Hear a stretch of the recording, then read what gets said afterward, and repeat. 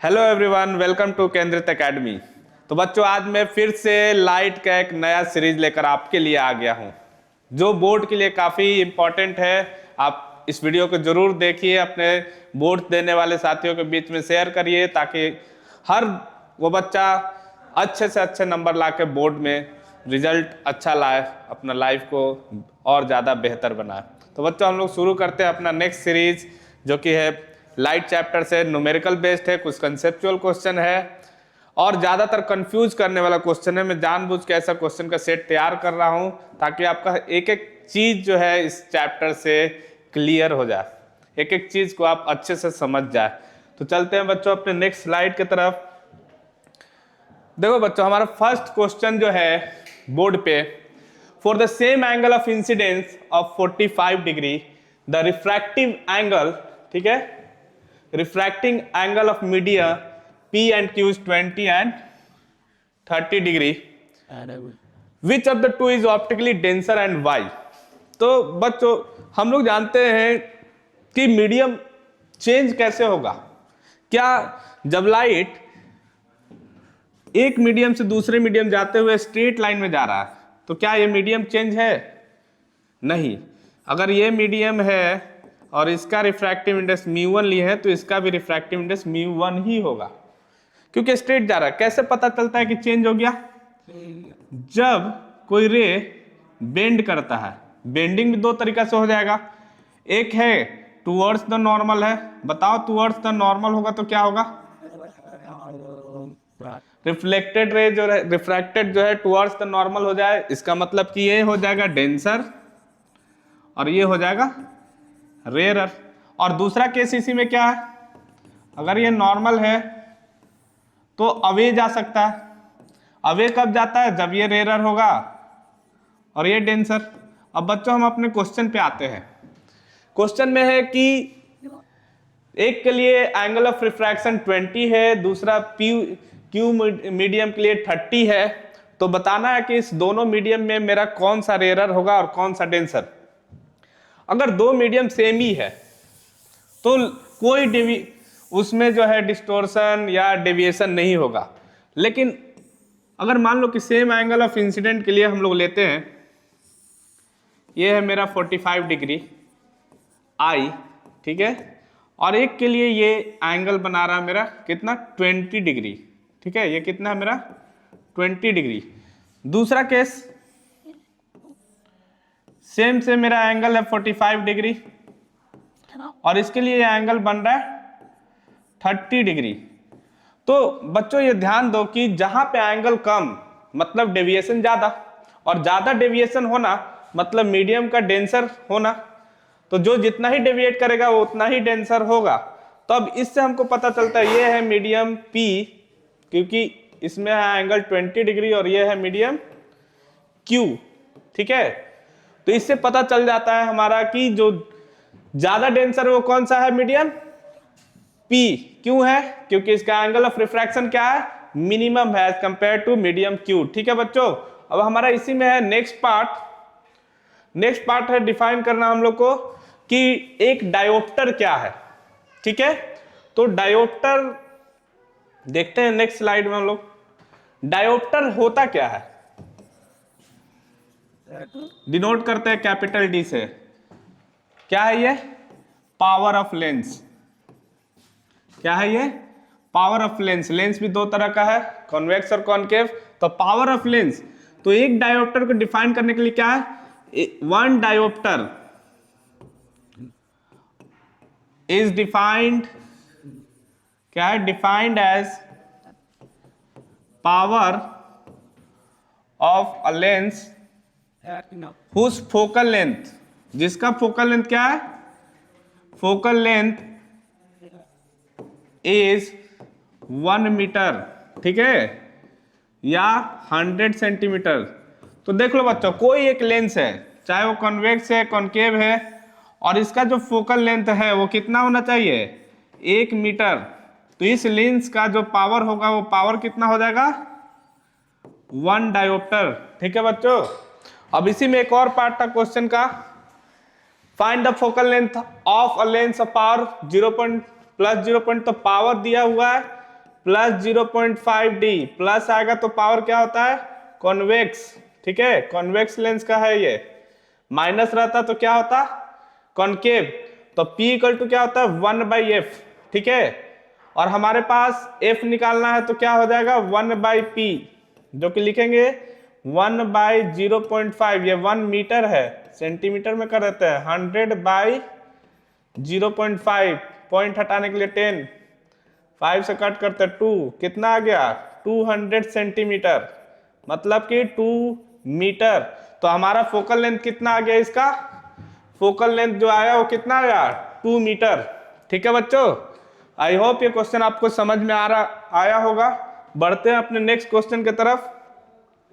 Question number 2, which type of mirror should a student use if you want to project an image of candle flame on the wall.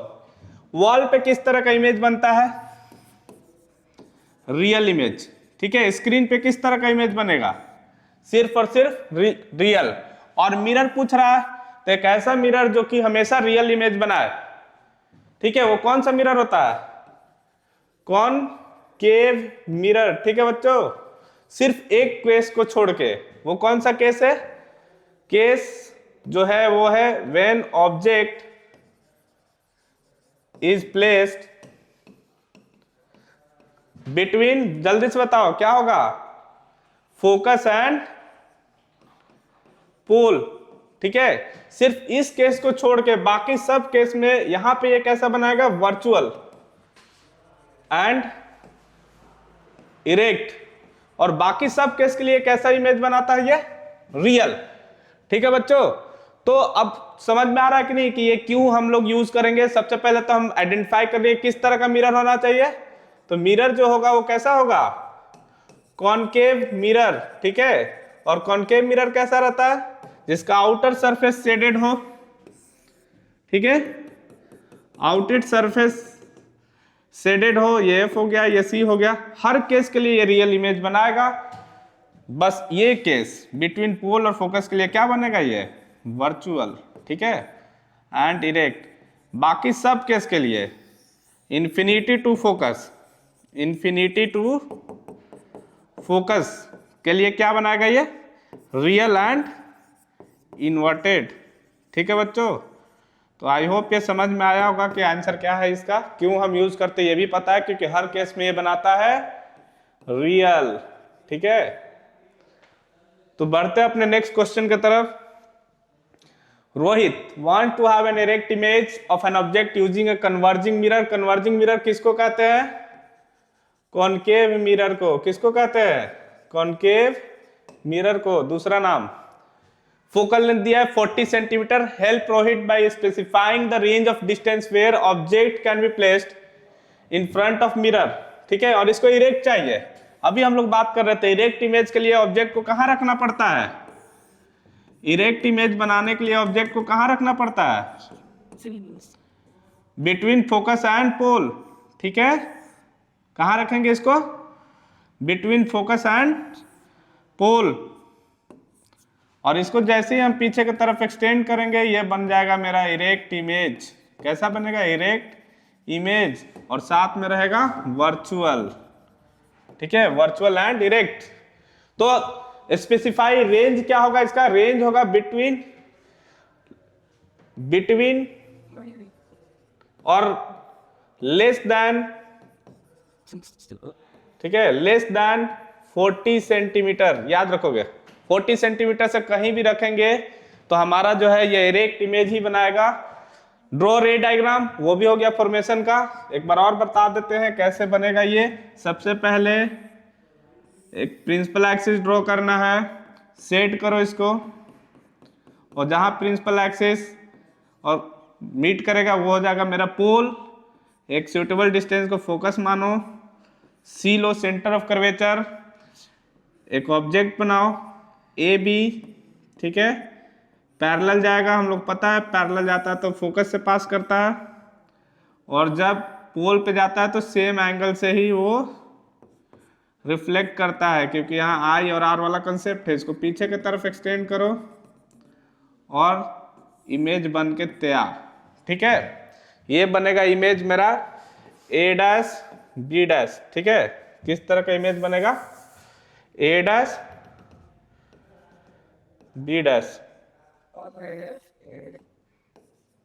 ठीक है, A dash and B dash, virtual and direct, ठीक है। तो बढ़ते हैं अब अपने next question की तरफ। तो next question, can a convergent lens in one medium become a divergent lens in another medium, ठीक है बच्चों, can a convergent lens become a divergent lens. तो डाइवर्जेंट लेंस का मतलब क्या है, डाइवर्जेंट लेंस का मतलब है कॉनकेव, ठीक है। कौन सा लेंस है, कॉनकेव लेंस। कन्वर्जेंट का मतलब क्या होता है, कॉन्वेक्स लेंस, ठीक है। तो क्या हम एक कॉन्वेक्स लेंस को कॉनकेव लेंस में बदल सकते हैं, जी हाँ, हम बिल्कुल भी बदल सकते हैं।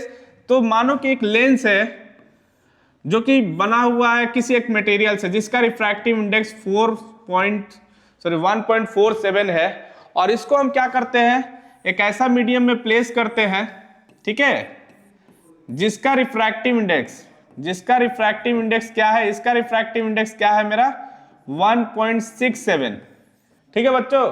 तो ये जो ओवरऑल लेंस विथ मीडियम क्या है, लेंस प्लस मीडियम, ये दोनों कैसा बिहेव करेगा, behave like a concave lens, ठीक है, behave like a concave lens.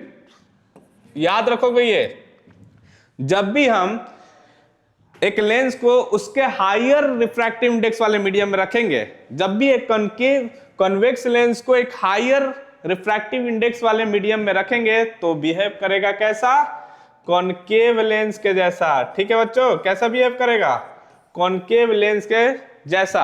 अब इसी पे बेस्ड एक क्वेश्चन है जो कि बोर्ड में बहुत ही पूछा जाता है कि हमारे पास दो थिन लेंस है, एक का फोकल लेंथ जो है कितना है, इसका focal length 10 centimetre plus, plus मतलब प्लस हमेशा किसके लिए यूज होता है, कॉन्वेक्स के लिए, ठीक है, और नेगेटिव किसके लिए यूज होता है, कॉनकेव के लिए, ठीक है। अब इसके बगल में हम लोग रखे हैं एक लेंस जिसका फोकल लेंथ क्या है, -5 सेंटीमीटर। अब ये हमको बताना है कि दोनों कंबाइन करके कितना फोकल लेंथ बना रहा है और इसका पावर क्या होगा। तो सबसे पहले हम P1 निकाल लेते हैं। P का फॉर्मूला मालूम हमारा क्या होता है, 1/f।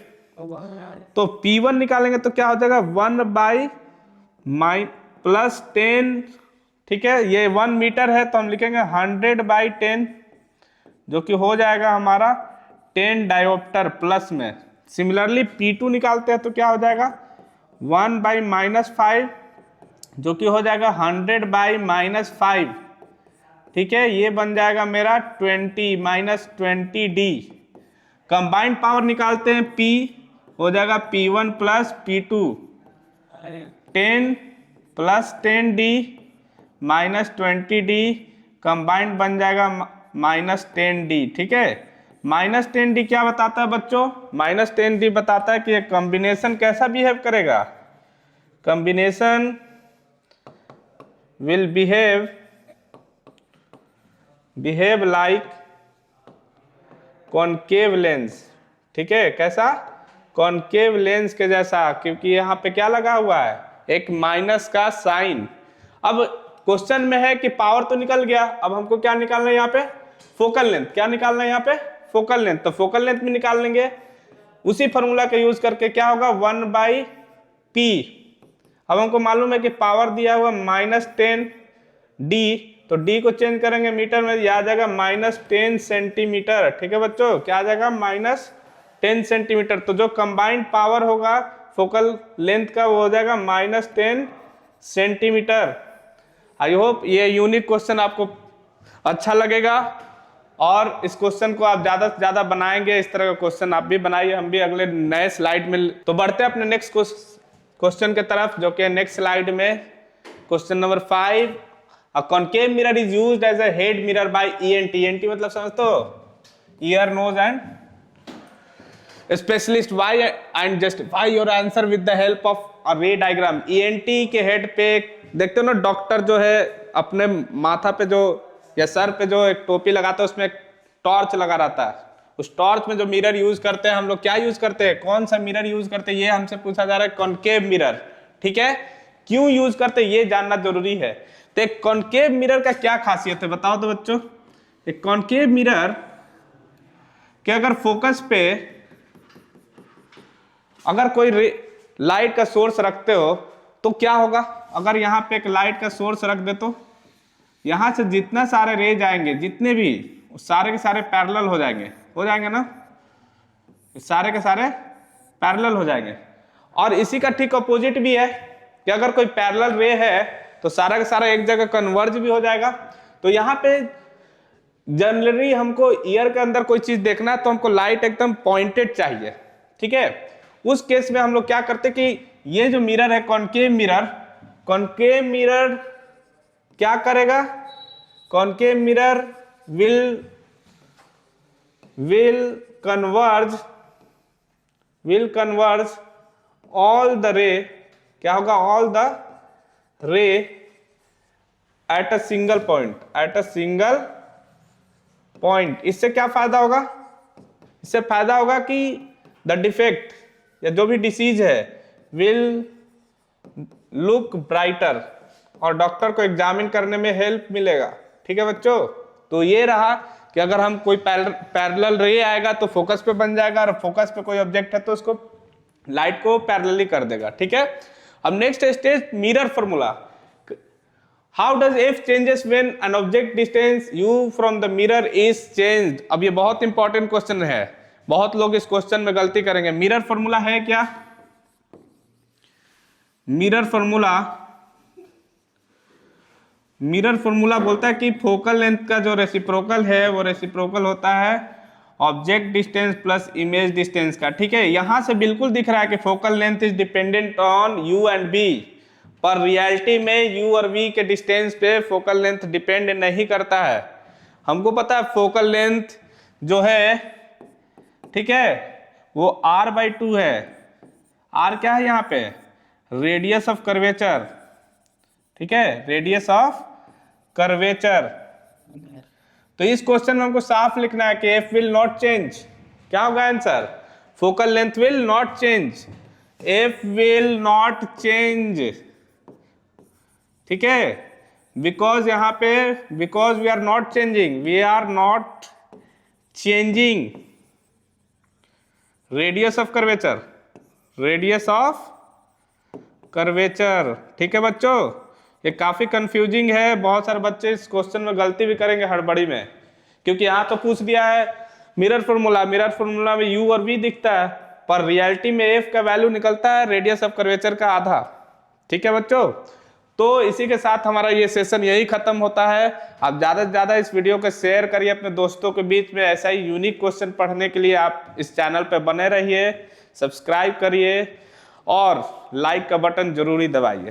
Thank you.